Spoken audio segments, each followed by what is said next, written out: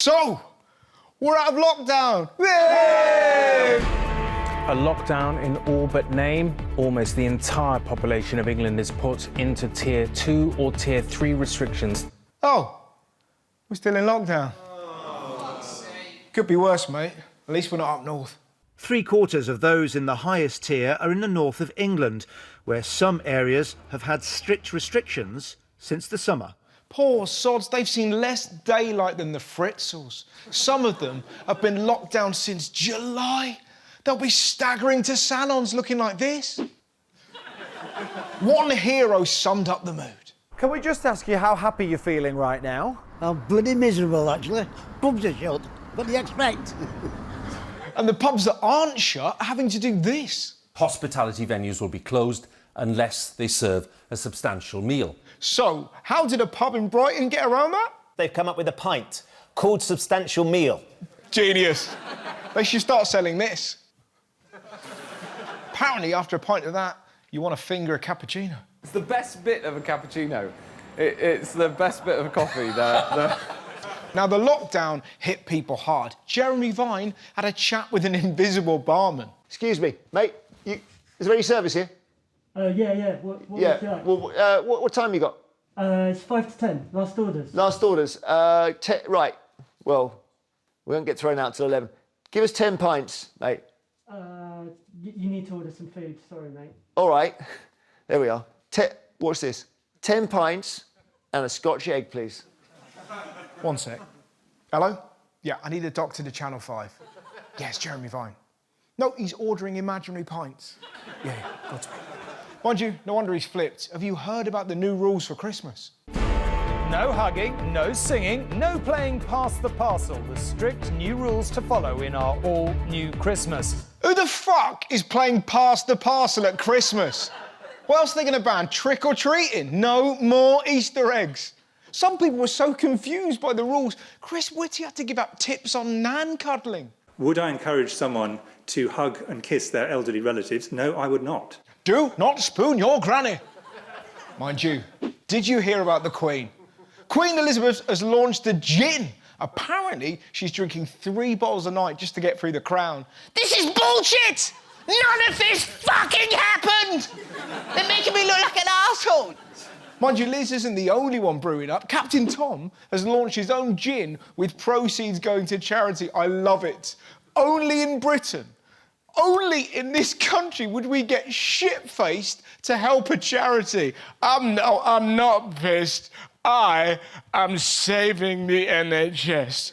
Or my name isn't Rita Ora. It doesn't matter about the rules, I'm famous.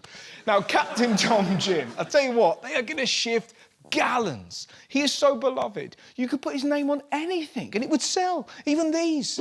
Sprout-flavoured condoms. And we buy them, because if we've learned anything from lockdown, it's the British will buy weird shit.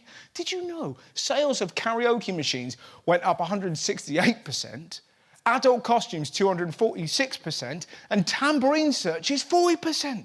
This was definitely the maddest trend. Lockdowns have led to a huge spike in sex doll sales. I mean, there's panic buying and there's panic buying. John, have you got the bread? Oh, no, I got a fuck doll. This is madness. COVID affects your lungs. The last thing you want is something you've got to blow up. Imagine that, just kind of go, ah! Oh, God. Closer to death, but near to ecstasy.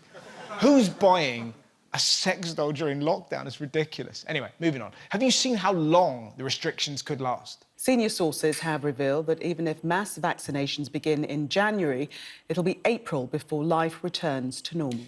April? Not now. Not now. She normally goes down a lot quicker than that. What makes it worse? Not everyone's keen on the vaccine. To the new coronavirus vaccine, and the government is expected to face some resistance when it's finally made available. A YouGov poll suggests 1 in 5 British adults will turn it down. Probably because the internet is full of lies. You Google vaccines, you see more bollocks than a rugby club party. I mean, listen to this guy. It's the most significant medical issue in society today is the injury from vaccinations. No, it's not. In this country, since 1978, 22 people on average per year were harmed by vaccines. To put that into context, 3,078 per year are injured by slippers, 315 by photo frames, and over 1,000 by Christmas trees. And that's not even counting the anal injuries to fairies. Poor vaccines. They've got worse PR than Meghan Markle, which is pretty depressing because they've got rid of diseases like smallpox, polio and tetanus that used to kill or disable millions. Why do so many people hate science? Think of all the things it's given us: electricity, medicine, the internet. I mean, not all of it's useful. A fertility researcher dressed 75 rats in rodent-sized trousers to see how it affected their sex lives. Turns out lady rats hate jeggings. But by and large, science is magnificent. The main concern seems to be with the speed of the vaccine. Some are worried about how quickly the vaccines have been produced, saying they might not have been adequately tested. Why is it so quick? Well, after Ebola, scientists were already working on what to do if another pandemic came along. COVID-19 was very similar to SARS and MERS, which meant they already knew how the little fucker behaved. So they modified a virus that infects chimps to produce the same spike protein from COVID. The body then produces antibodies that recognize these spike proteins as a threat. So when COVID attacks, our immune system is ready to kick its ass. Oh, and they started working on this 2 weeks after it was discovered in Wuhan. That's literally 19 weeks before Donald Trump told us to inject toilet duck.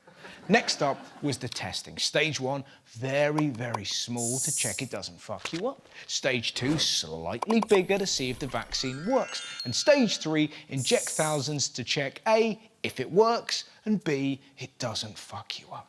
Now, normally scientists have to apply for grants, get them rejected, write them again, get approval, and find people, let's not muck around, mad enough to inject experimental drugs. Now, this normally takes years because the world was locked down with nothing to do with Zoom quizzes, baking, or cutting their kids' hair to look like a pensioner. Things sped up, the money rolled in, scientists stopped sewing sexy rat trousers, and thousands of volunteers said, pump that monkey magic in my arm.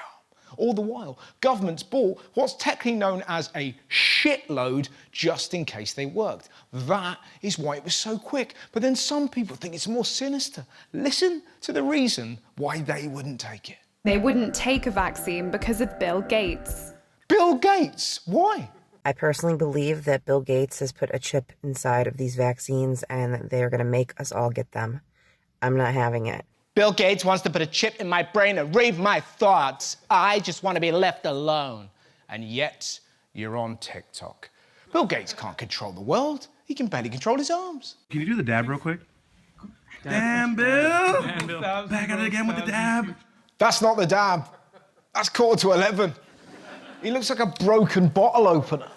It's not just Gates. Some people believe this about the vaccine. That it was part of a fascist plot or a conspiracy by the global government. Global government? The UK couldn't organise a track and trace system. The Americans couldn't tell the difference between a hotel and a landscaping centre. And Sweden, wow. For 15 years, the Swedish government thought enemy submarines were invading its territory. And what were the strange noises their radars were picking up? Turned out to be herring farts. Forget rat trousers, we need fish nappies. It's not just the government. Some people think COVID is linked to the evils of 5G. Some claim 5G can suppress the immune system. Others that the mobile technology somehow transmits the virus. The government are using the virus to cover up the fact that they're rolling out 5G, which is a war weapon. It superheats the water molecules in your brain, eyes, and testicles. Not only does it give you COVID, it makes your balls explode. Now, what's fascinating, these kind of conspiracies aren't new. During the plague, there were loads. People thought you could catch it from staring, bad smells, and wearing pointed shoes, which was terrible news if you're a farty, pervy little goblin. But what has changed is the way we get our news. We are bombarded by goons like this. There's no proof that a 2-week lockdown is going to make a blind bit of difference to infection rates. They're telling us there's a pandemic. It's a pack of lies. It was a man-made virus transferred by Obama and Homeland Security in 2015 to China. It's not my view, it's scientific fact. Yeah, people are gonna die. which is terrible, but like, inevitable? Who's dead? I'm not. I'm still alive. Why do some people believe celebs over science? We've become obsessed with looks. Take Chris Whitty, Chief Medical Officer and epidemiological expert. So, how did the Daily Mail describe him? The professor with poached egg eyes. I can't listen to him. His eyes are like breakfast. And the thing is, they're not. This is what poached egg eyes look like.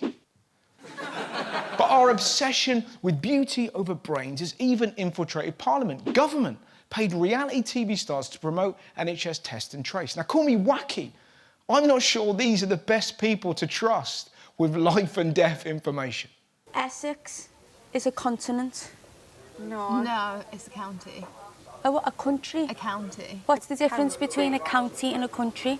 So country is like England. Yeah. So Wales is in Cardiff. No, Cardiff's the capital of Wales. Yeah. So I'm from Liverpool, so I live in a country. No, Liverpool's a city. A city. Yeah. If you go on a plane and go to another place, that's still United Kingdom, isn't it? Depends where. Where do you want to go? So Spain. That's not United Kingdom. Europe. That's Europe. But it's still in the United Kingdom. No, Europe is a continent. It's in the EU. It's Yeah. in Europe. It's in Europe. Ah. Reality stars don't belong on the news. They belong on this. They should be eating bollocks, not talking it. Now, talking about I'm a Celeb, I must be the only person in this country not watching that. It has been huge. With the first episode bringing in a banging 12 million viewers. I can't be the only one that got a late night last night, staying up to watch it. 12 million viewers, only in this country. I'm so fed up of lockdown, I want to watch some celebrities in lockdown. I mean, you can see why they're gripped. Vernon Kay's banter is sensational. Name something you put in your mouth but don't swallow. Chewing gum. Good answer. Toothpaste. Yep, that's the top answer. Yes, I mean, normally it takes people longer. You know what I mean? You have a right laugh with it. Right, here's another one, right? Something you find in an office. Stapler, yeah, top answer again, yeah. I can do magic tricks. You like magic? Now, what I find hilarious is the PR attempts this show is using to make it sound dangerous. I'm a Celebrity Stars warned of attacks by seagulls after a spate of muggings were reported.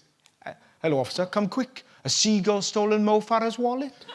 It's not just birds. Apparently, I'm a Celeb's castle is haunted by a terrifying ghost of a horse. Dun, dun, dun. Did you see the photo that the Daily Star used? Whoa, it's a see-through horsey.